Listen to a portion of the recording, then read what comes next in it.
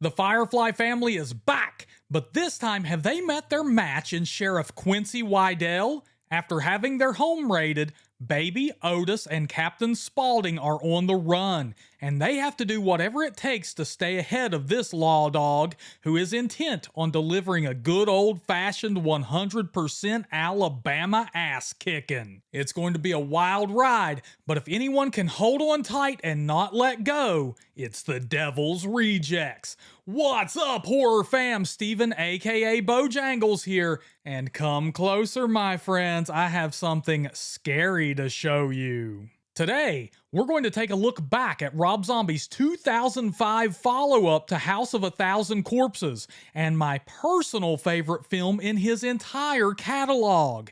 Get your clown paint and some fried chicken. This is 10 things you didn't know about the Devil's Rejects. Number 1, Cry Baby.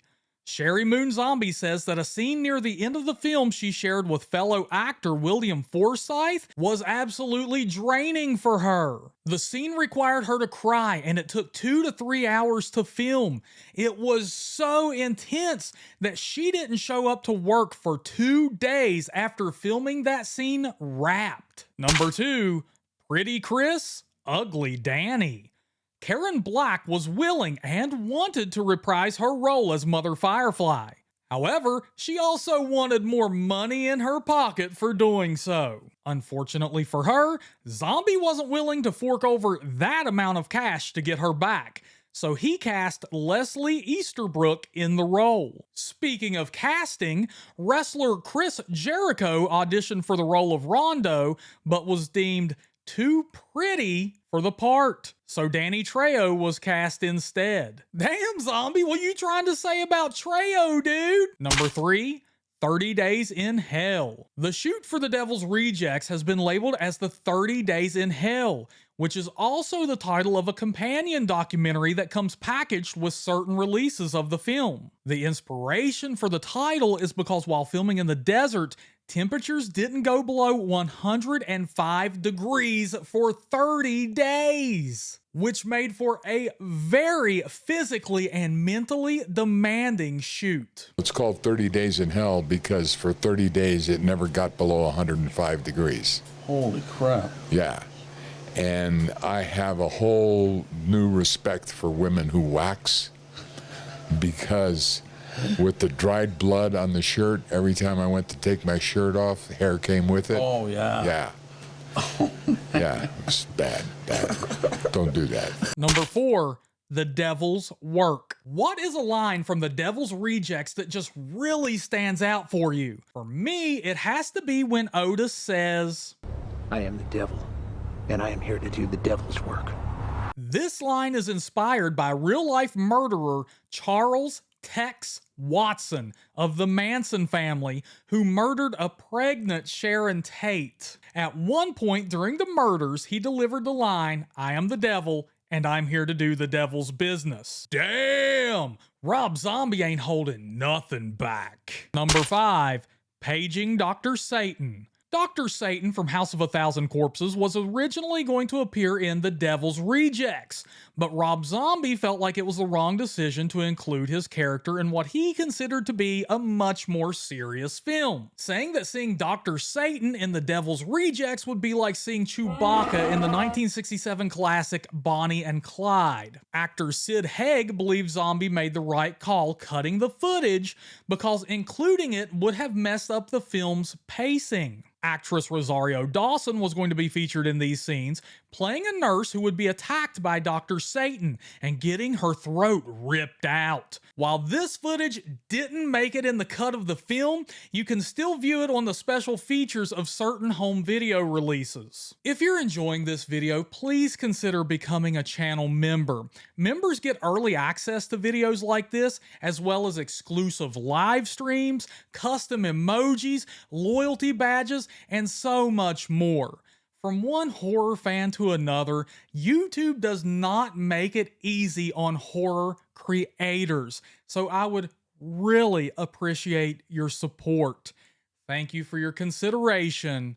Let's get back to the video. Number 6, Mouthy Mother. The interrogation of Mother Firefly scene had just been written by William Forsythe and Rob Zombie when it was time to film it, but Forsythe didn't have his parts completely memorized just yet. Leslie Easterbrook had no clue they'd written dialogue for the scene at all when Forsythe held her up against the wall.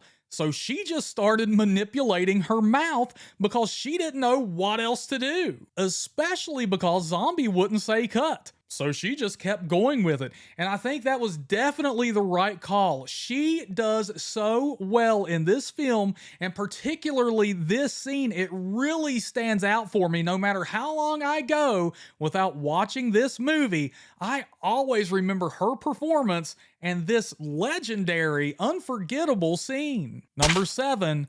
Motel Hell. Actor Bill Moseley was sick at his stomach and had to walk off set after filming the motel scene with Priscilla Barnes.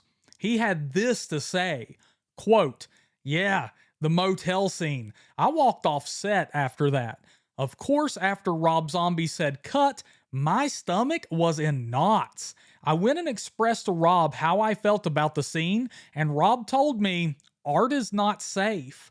Rob said, we are not making just a sequel, we're making something special. Then, of course, we had to do like 19 more takes." Priscilla Barnes was fantastic the whole way through. After I read the script, I thought I may have to carry her a little, but it was actually the other way around. She was incredible. After we wrapped, I went to my camper to wash up, and she had left a note saying it was one of the best experiences of her career. End quote. Wow, that was a super kind thing of her to do, especially after such an intense scene. Number 8.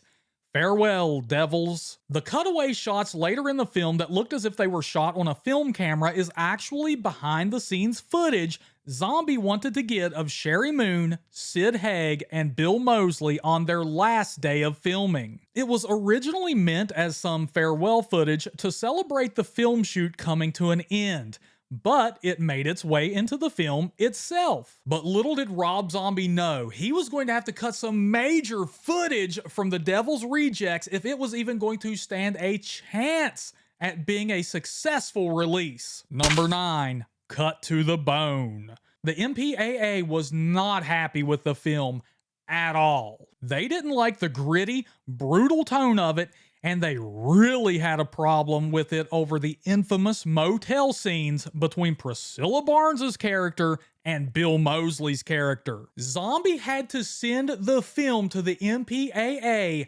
7 times before he would be able to secure an R rating, with a total of 2 minutes being cut from the motel scene itself. Thankfully, the footage would later be restored on subsequent home media releases. Zombie stated that this would be his hardest movie to cut down for the MPAA until years later when he released, can you guess it? 31. Number 10.